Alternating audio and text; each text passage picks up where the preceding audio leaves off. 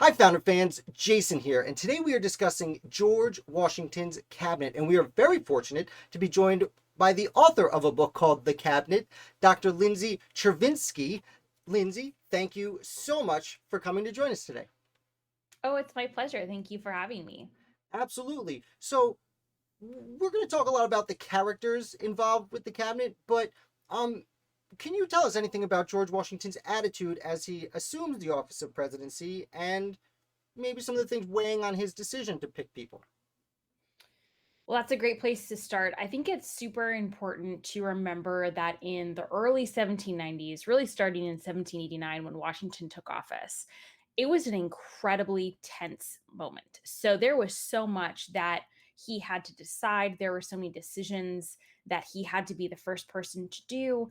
And everything was he knew that every single decision was going to be creating precedent. And so there was so much pressure that was riding on every one of those decisions. And there was a real sense that was shared by a lot of people actually that one wrong step would really be the end of the country. And that sounds kind of hyperbolic in, 2021. We know how it worked out, right? But the truth is that the Confederation had already failed and most countries don't get a second chance. And so that fear was really not all that misplaced. And so he just felt such incredible tension and anxiety and such a burden to try and get things right.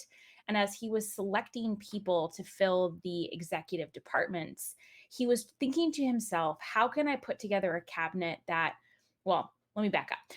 He was thinking to himself, how can I put together an administration? And I'll explain why I made that change in a second. How can I put together an administration that best represents the nation, that best brings together the different states, and also best provides the most knowledgeable and qualified advisors. And so he was looking for people that had experience and knowledge and expertise that was different than his own so that they could bring different insights and provide ideas that he hadn't thought of.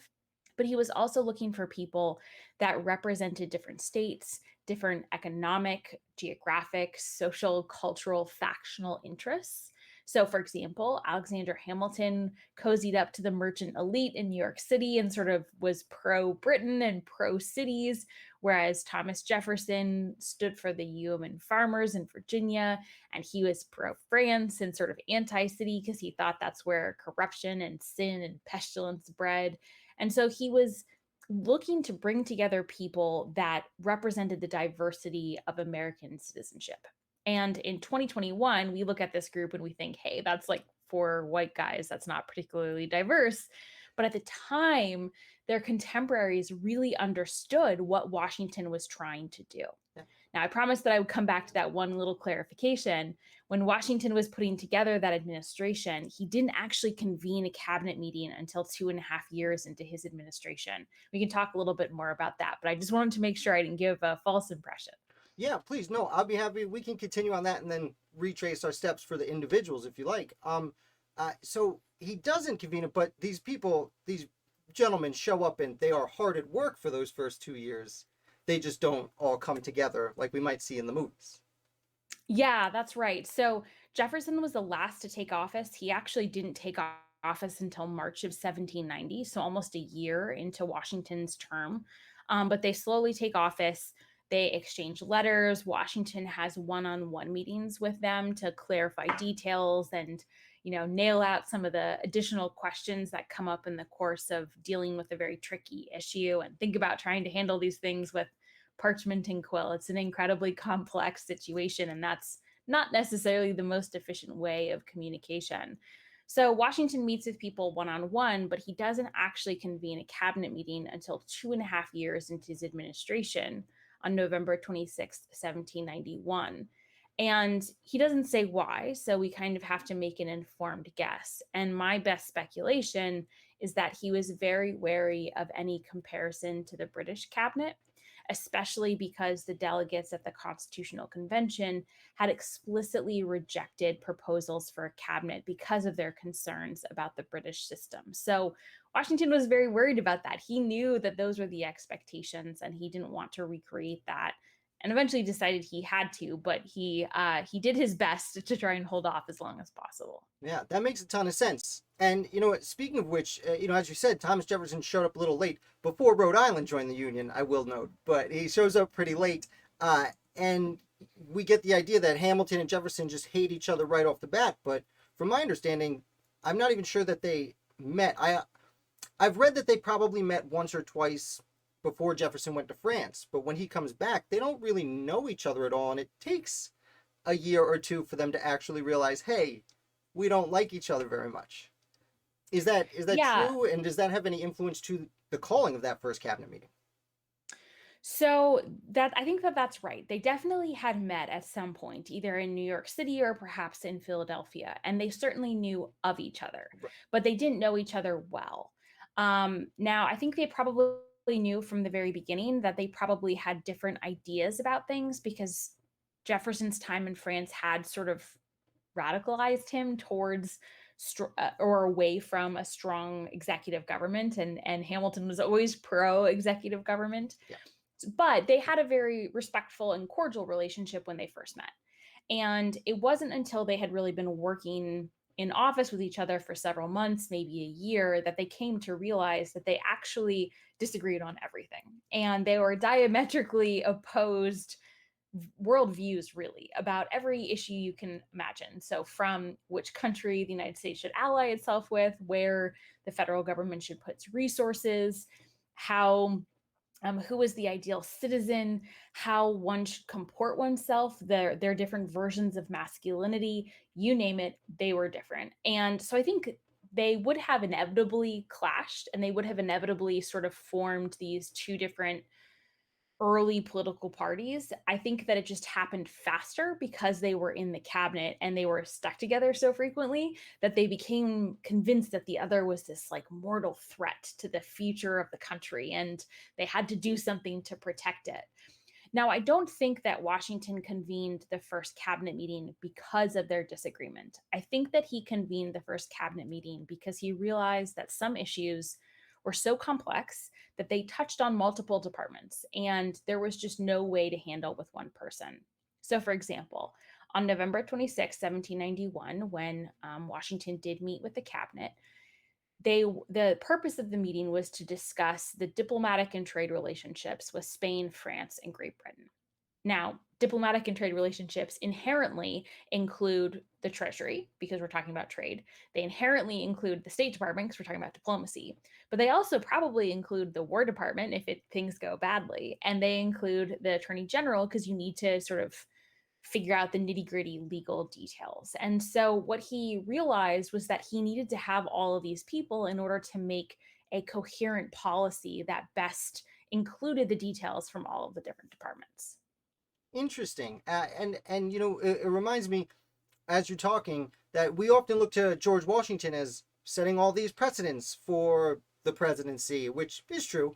But we don't often consider that, Alexander Hamilton set precedents for the Treasury Department and Jefferson for the state. I even understand that, when Jefferson took over the Secretary of State, that there was a little bit of confusion whether or not the Treasury Department was part of Secretary of State, if Secretary of State was both foreign and domestic policy. Um, I wonder if you could comment on to some of those, how do you say, debates. Sure. So the Constitution mentions executive departments. It says that there will be executive departments. And that was a decision that was basically made out of necessity during the Revolution, because initially the Continental Congress had tried to really govern by committee. And anyone who's been in a meeting with too many people knows what it's like to try and make decisions with, 12 different ideas. And so they realized that they needed to have individuals who were experts in charge of things like the Treasury and foreign policy. So the Confederation Congress actually created these departments during the Confederation period, and those departments reported to Congress. So they were a part of the legislative body, but there were individuals. So that concept that there would be these departments was basically widely accepted and understood, and that's why the Constitution alludes to them. But it wasn't until the summer of 1789 when the first federal Congress actually created the departments and passed legislation to create the Department of War, Treasury, and State. They also created the position of the Attorney General, but the Department of Justice wasn't created until 1870. However, with the new federal government, there were parts of the administration that people didn't really know what to do with. So, for example, the post office and the mint, they kind of got traded back and forth a lot depending on who was in charge and where things were supposed to be, and whether or not Jefferson and Hamilton were squabbling over these details. And it was complicated by the fact that Hamilton was in office almost 6 months before Jefferson. So he had the opportunity to sort of seize as much power as he possibly could. And so there was a lot of figuring out what issues and what questions and what responsibilities were handled by each department. And I think that's really important not to gloss over, because so often we think Constitution was written in 1787, was ratified, first government was in place, and it's all done. In reality, the Constitution doesn't have a whole lot written down. There really aren't that many details, especially in Article 2, which is the executive branch. And so, so much of the federal system had to actually develop organically in response to things that were coming up in real time. Yeah. I'm glad you bring that up. I've been reviewing a lot of the federal anti-federalist papers recently, and one of the arguments about the Constitution is the Judiciary Department is they're just leaving it up to Congress to make an act. Like, really, write that down. Yeah, absolutely. And if I may say, a little hobby horse of mine, the Supreme Court from the very beginning was sort of a question mark, and was 6 people initially, and then was more, and then was 12, and then was 9, and then was 6, and then was 7, and then was 8, and then was 9. So the true history of the Supreme Court is one of constant fluctuation, and that is indeed the legacy of the Supreme Court, in case anyone was curious. Yeah, no, thank you. We're happy to learn here. But speaking of the Supreme Court, and you had mentioned that under the Confederation Congress, there were several positions established. One of those, I believe the working title was Minister of Foreign Affairs, was John Jay. And while they're waiting for Thomas Jeff to show up, John Jay steps in as acting Secretary of State for a little bit there.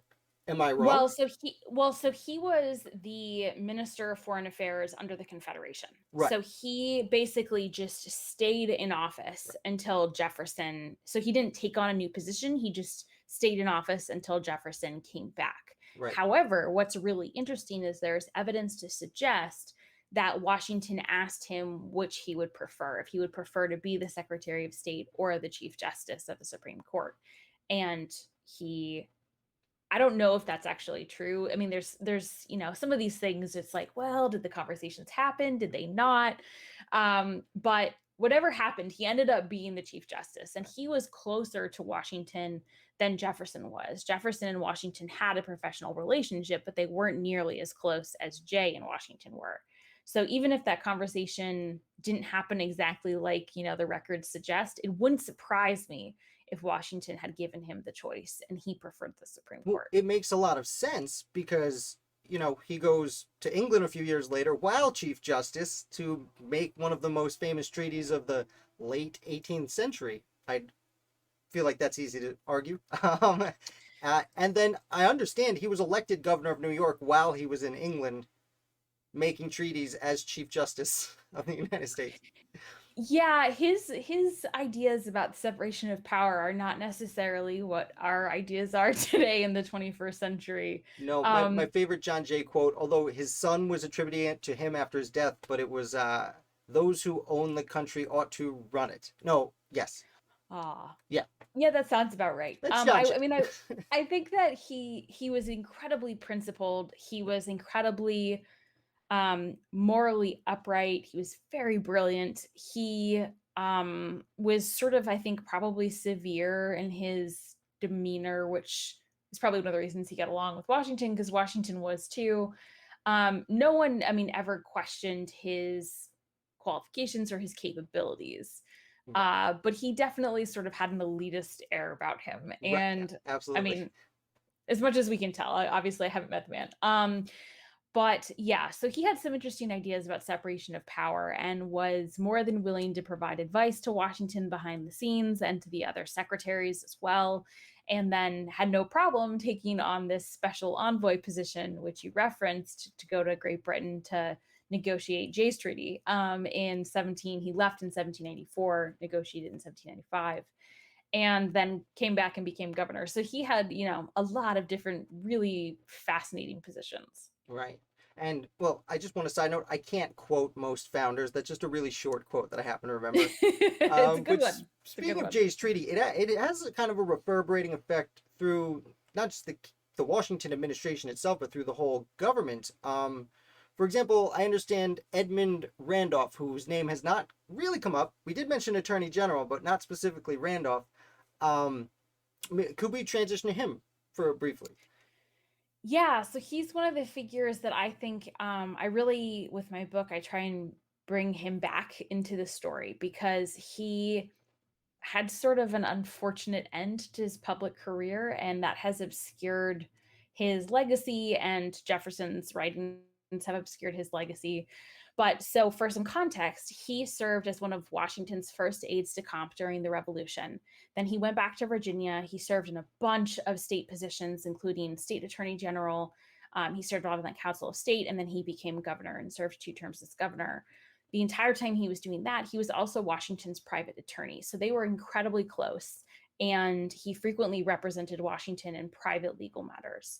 So when Washington invited him to be attorney general, not only had they been friends for several decades at that point, but Randolph's legal expertise was incredibly well respected, such that even Hamilton and Jefferson, who both were trained lawyers, often asked for his input on constitutional interpretation or his interpretation of different legislation that they were considering. And he was, So sorry he to was, interrupt, but he was fairly young. Like he was still in his 30s when he was um governor. I think he was still in his 30s when he was, yeah, I think so. and he He had, was, they were all kind of young. Our ideas about age and expertise were a little bit different then, partly because I've of, aged poorly, so well, and I think a lot of these positions, like Jefferson especially, he was elected to the House of Burgesses when he was super young because it wasn't about experience, it was about your social standing. So Randolph came from a very elite family, yeah, and he sort of was part of this. yeah. Well, his So uncle, I'm sorry to interrupt, but I believe his uncle was the chairman of the First Continental Congress, Peyton Randolph. Peyton, yes, Right. correct. And Edmund himself went to the Constitutional Convention, Yes. and then it's funny because you mentioned, and we're going to get there, but you had mentioned it seemed like his political career was over. He stood up on the first day of the Constitutional Convention and gave the James Madison's plan that they called the Randolph Plan for much of the, and then he refused to sign the document anyway. Yeah, so he was, I think we should start by saying he was actually instrumental in getting Washington there because when Virginia had to put together their delegates, he put Washington's name on the list without telling him. And then Washington said no, he wouldn't go. And Randolph conveniently forgot to take his name off the list. And so by the time that he had convinced him to say yes, it was too late to find an alternative. So he and Madison were totally in cahoots to make sure that Washington was there, which I love and I think is a very funny aspect of their relationship. But yes, he was there with Washington and Madison. They were coming up with this plan. And then at the end, he did end up deciding not to sign the Constitution and later supported it during the ratification, even though he hadn't signed it, which I think was sort of a harbinger of his sometimes confusion in the cabinet. He really wanted to be a non-biased person. He really didn't want to be partisan. He wanted to be viewed as this sort of balanced A Washington. legal. Yeah, exactly. He just wasn't as good at it as Washington was. And so he often ended up appearing wishy-washy. And so Jefferson actually wrote at one point that cabinet meetings usually came down 2.5 votes to 1.5 because Randolph was so wishy-washy, which I think is a hilarious quote. But a lot of what we know about Jefferson, or excuse me, a lot of what we know about Randolph is from Jefferson's writing. And that is an example that Jefferson just didn't really like when people disagreed with him, and it annoyed him that sometimes Randolph didn't side with him. So But anyway, so he was the first attorney general. He was a very influential attorney general. Washington treated him as equal to all of the other secretaries. If he was out of town when they made a decision, he would call another cabinet meeting to make sure that Randolph agreed with the course of action. And then when Jefferson retired, he became the next Secretary of State. And at that point, there was a great deal of cabinet turnover. Hamilton and Knox also retired. And Randolph was the only one left of the original cabinet secretaries. And he was Washington's closest advisor for, I think, probably at least a year, if not more. And we know that you had originally brought up Randolph when we were talking about the Jay Treaty because of the way that Washington treated Randolph and treated the Jay Treaty when that news first arrived. So Washington received the treaty in April of 1795. He shared it with Randolph, and they decided to convene an emergency session of Congress, Senate in particular, to view the treaty and to ratify it. And then they kept the treaty secret for 3 months until the Senate arrived in June. They didn't share it with the vice president. They didn't share it with the other cabinet secretaries. They didn't share it with any congressmen. And there is no way that Washington would have done that when Hamilton and Jefferson were in office. There's just no way. And so I think that that choice Why do you? demonstrates. I'm sorry. I mean, I guess I'm speculating because that situation obviously didn't Oh happen. yeah, but why would you be? Do you think it's because Jefferson and Hamilton would have made a big stink about it again, or why would I think what draws you that to that conclusion? yeah. So once Hamilton and Jefferson and Knox left office, Washington convened far fewer cabinet meetings. He preferred to meet one on one with the cabinet secretaries. He preferred to have individual consultations or written correspondence. And I think it's because, frankly, the second round, or the B team, as I affectionately call them, they just Oh, weren't as talented. They weren't up to snuff, and Washington frequently complained about them. And so I think that he just didn't want to meet with them. And the reason I think that he would have never done that when Hamilton and Jefferson were in office was because he trusted them and he wanted their input and he didn't keep secrets and he did share things with them, even if it was technically outside the purview of their departments. So the fact that he kept this secret implies to me that he didn't trust them to keep it secret, and he did trust Randolph to do so. So I think that that relationship is a really important one. interesting. So then, why does Randolph end up leaving his position? So this is one of those situations where I really wish we had more documentation, or we had a recording, or I could be a fly on the wall. Um, so basically, what happened was, as Secretary of State, it was Randolph's job to correspond and to meet regularly with the French foreign minister, whose name was his last name was Fauché. At some point in 1794, Fauché wrote a series of dispatches back to Paris, and they basically suggested that Randolph had said something like, uh, with a small amount of money, France could influence the outcome of events in Western Pennsylvania, which was where the Whiskey Rebellion was taking place at the time. Now, what I think that that meant was, if France funded the rebels, they could change the course of United States history. But this phrase was very vague. Now, these dispatches that Fauché wrote back to Paris, they were sent on a ship, and the ship was captured by a British ship. And then the British ship handed over the letters to the British minister, who was in the United States. And the British minister handed them over to Timothy Pickering, who was the Secretary of War, and Oliver Wolcott, who was the Secretary of Treasury. And they were high Federalists, meaning they were the more radical wing of the Federalist B team. Party. Yeah, Yes, the B team. we're gonna And get they back to the didn't, B team. Don't worry. yes. And they didn't really like Randolph because I think they probably resented his influence with Washington. And he was definitely more moderate, if not Republican leaning, which was the other party at the time. And so I think that they were trying to eliminate him from the cabinet. And they translated these letters, and the translation that they came up with basically read that Randolph was asking for a bribe. Now, it's important to note that Washington didn't speak French and he didn't read French, and French was the language of diplomacy. So when Pickering and Wolcott shared these dispatches with Washington, he was relying on their translation. Now, there's some weird stuff that happens where basically he like meets with the cabinet for a couple of days. Then he has this weird confrontation with Randolph and Pickering and Walcott. And Randolph feels incredibly betrayed because Washington had been meeting with him the last several days and hadn't said anything. He confronts him with this audience of people who technically rank lower than he does. And Washington assumes that he's guilty, and they've been friends for decades. And so it's really, I think, for Randolph, it's a huge personal betrayal. It is a huge personal insult to his honor. And he can sense that the president no longer has faith in him. So he just resigns. And he locks up his office and he leaves. And then once he starts to calm down, he thinks, maybe that wasn't the smartest choice. And he asks for access to his letters so that he can prove himself innocent. He can vindicate his reputation.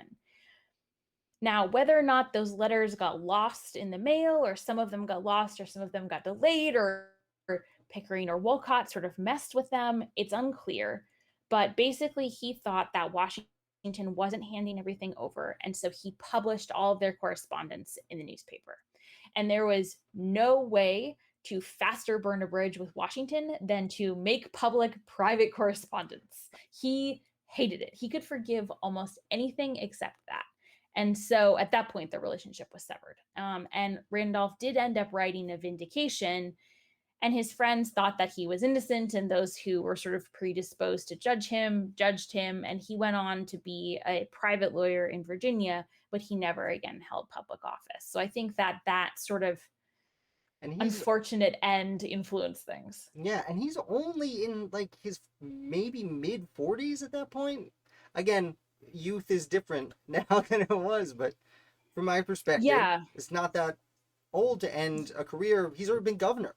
Like, Yeah, exactly. I mean, he's been governor, he's been on the Council of State, he's been the state attorney general, he's been the national attorney general, he's been the secretary of state, and right. he goes home when he becomes a lawyer, and he He wrote the does. Constitution. Like, Yeah, I mean, it's unfortunate that he's not remembered for the things that he did do, and is instead sort of forgotten because of this one sort of spurious claim, which I think uh I try really hard not to view my work as like villains and heroes, but if anyone was going to be a villain, it would be Timothy Pickering. yeah, we get along. We're gonna get to Timothy Pickering. Like, what I really find interesting about how you frame that story, though, is you went to Randolph being the one who feels betrayed, where a lot of times when I've heard that story recounted is it's Washington who feels betrayed by Randolph, although I'm sure they both felt betrayed by each other. Yeah, so one of the things that was actually the most fun was to try and get into their heads, because we don't have a lot of documentation about what happened in this meeting. We only have Randolph's vindication and some of the letters that he wrote at the time. And so trying to figure out what caused them to act the way that they did, which was not particularly rational. No one acted in a particularly rational fashion. And They so I were think the creating first, American politics. it's true. I mean, Pickering was very rational, and Wolcott was very rational, but the Washington and Randolph were not. And I think the first piece of it that's super important is understanding honor culture at the time, which is that um, a person's reputation was their political, social, and economic currency. You could not get a job, you could not rent a home, you could not get a loan, you could not get a line of credit if you did not have a good personal reputation. And so, not unlike if you have like a really terrible credit score, or your social security number is stolen today, but like all of those things combined.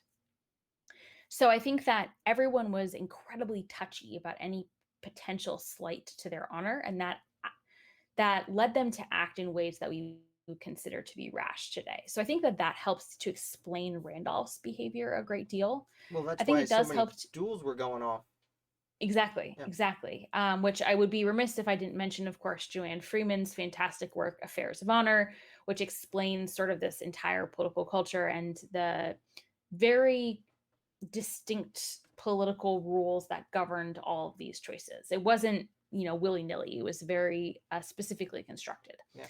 Um, So I think that that explains Randolph's behavior. It does, to a certain extent, explain Washington's a little bit as well, in that he was so worried about any potential corruption or scandal tarnishing the administration's legacy, and therefore tarnishing his legacy, that he was more willing to cut a personal relationship out of his life than risk that sort of sullying of his reputation. I think the last piece that's really important is by 1795, Washington had wanted to retire 3 years prior. He wanted to retire in 1792. And he had been in public service at this point for He decades, wanted to two retire a decades. decade before that. Exactly, exactly. And he did. He went home Yeah. and he was done, and then they made him come back. And so he was tired. He knew that men in his family didn't live to be particularly old, so he was constantly talking about the fact that he was going to die any day, and I'm not exaggerating. He had a very keen sense of his mortality. He wasn't wrong. Men in his family generally didn't live past their 50s, and in fact, the fact that he lived into his 60s was extraordinary. Yeah. Well, Um I'm Go ahead, sorry. sorry. We don't often say this, but I've always thought that the most important precedent Washington set was quitting after 2 terms, not because 2 terms, but he died. If he was a president a third term, he dies in office, and now the president is you are there for life. Well, and So that was very intentional, and he believed firmly that he was going to die any moment, and so he agreed with you that it was super essential that he leave while he was alive. So he had already wanted to retire.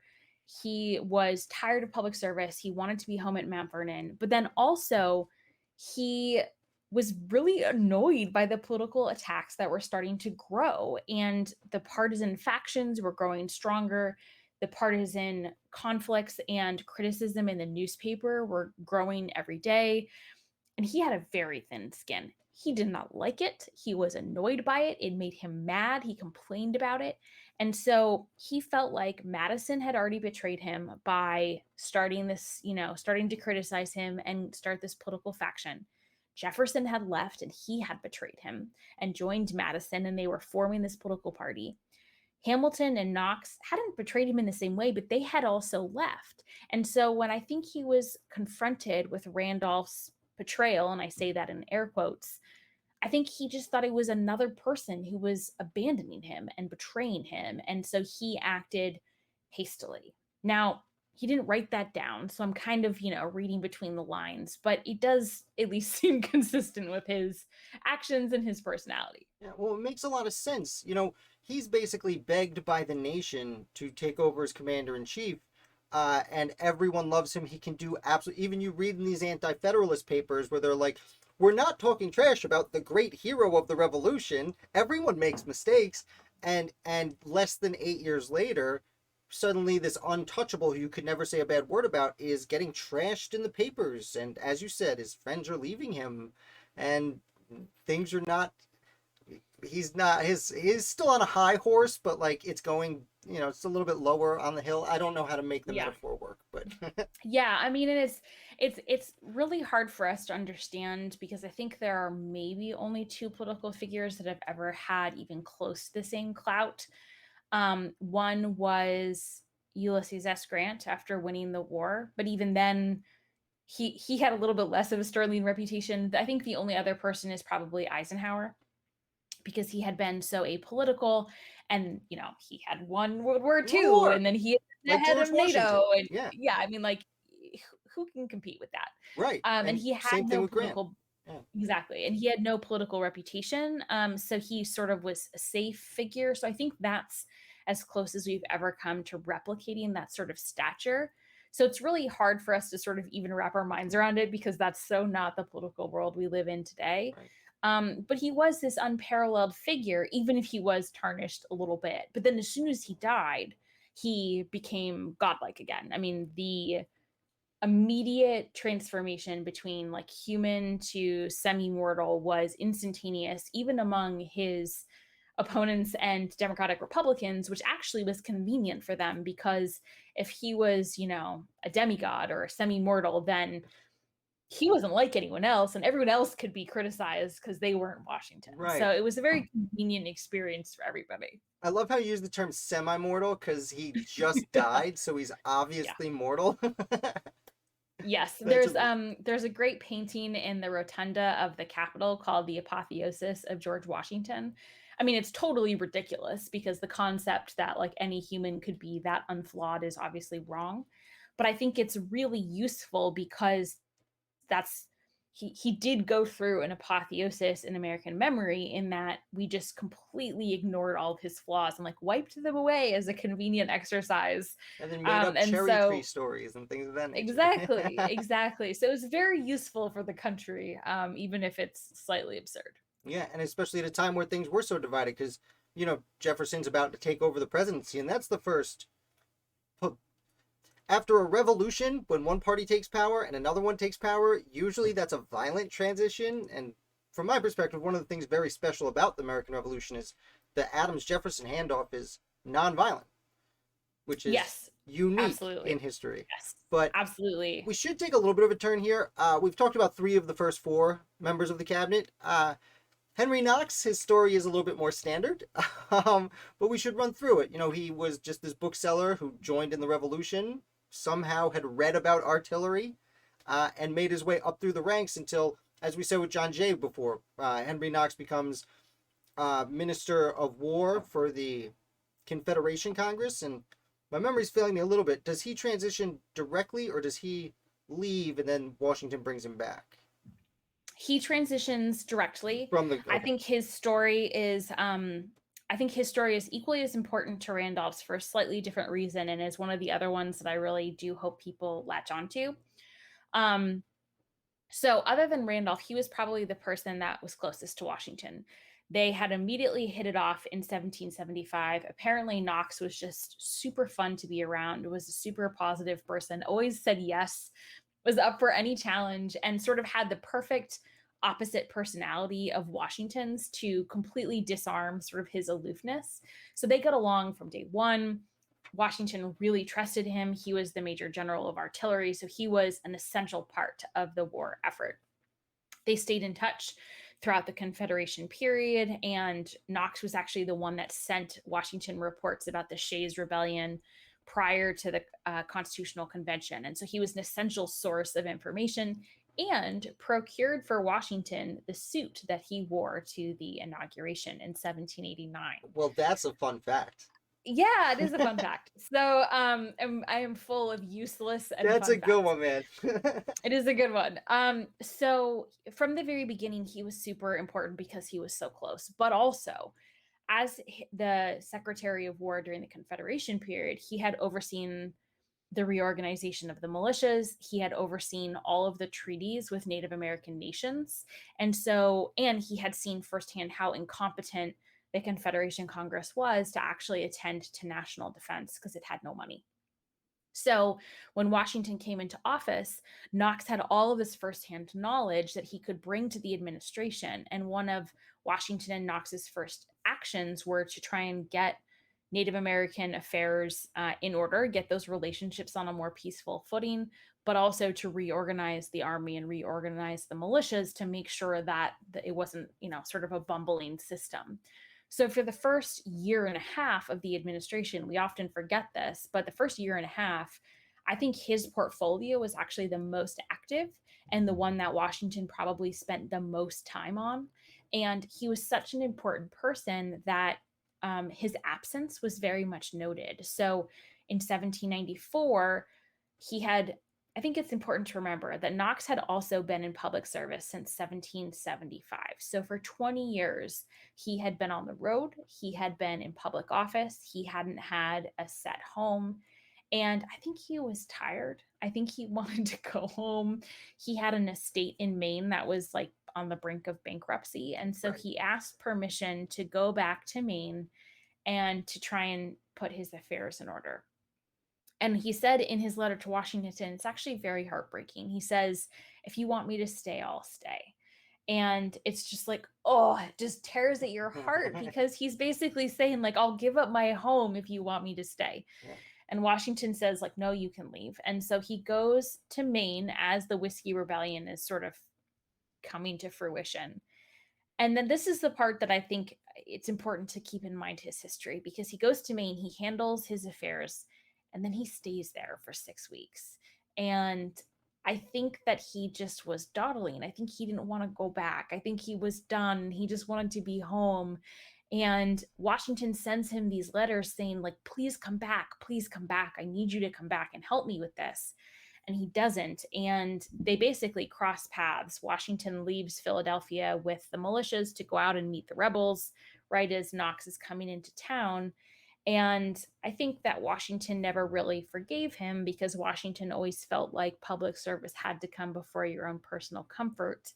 But the fact that he wanted Knox there so badly demonstrates how important he actually was to the administration. Yeah, it's interesting you say that because as you were talking, I was thinking, public virtue for these people were so important. Your dedication to your country, if you had the opportunity to help your country, your community, then you had the duty to do so. And the idea that after 20 years, Knox was done with public virtue, but he was still so attached to the general or the president that he would say, I'm all done doing the right thing, but if you really need me here, I'll stay. I think Yeah. that's an amazing, I never knew that about Henry Knox, so thank you for bringing that up.